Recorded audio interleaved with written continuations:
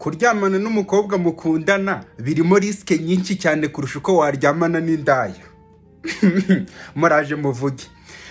Umukobwa mukundana muri mu rukundo, iyo uryamana nawe ufite ibyizere byinshi cyane ngo ubundi se ko uyu ari girlfriend wanjye nyine ni umukobwa wanjye n'uwanjye. Ibyo byizere rero bigatuma uryamana n'umukobwa mukundana nta kibazo ufite, wumva ibintu ari ubutamu cyane.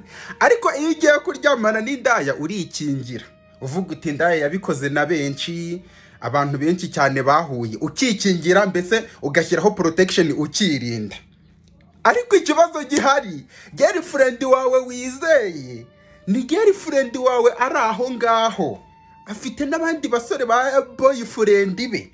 Noneho abo ba boyfriend nabo iyo bahuye nawe nabo nyine kubera bazi ko ari girlfriend wabo biba biri aho bisanzwe, baravuga ngo nubundi se ko ari nyine girlfriend wanjye, bakabikora nkuko nawe utekereza ngo reka ntitwikingire nubundi se ko uri umukobwa dukundana.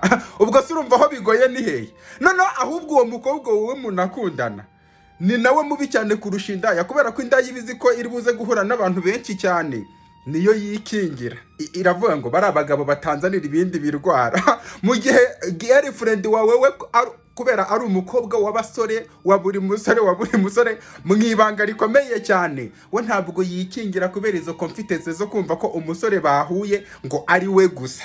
Ubwo se urumva wowe udafite ibibazo bikomeye cyane niba wizera girlfriend wawe kuryamana nawe ngo nibyo bitekanye. Reka indaya niyitekanye, kuko niba nayo iba yirinze. Mu gihe uwo nguwo uri kuvuga ngo muratekanye, aba yahuye n'abandi basore nabo yibwira ko ngo batekanye, mugahora murayo. Wa musore ufite ibibazo, ingoro nini icinyiye umuhezi rutwa n'itongo ry'umukunzi.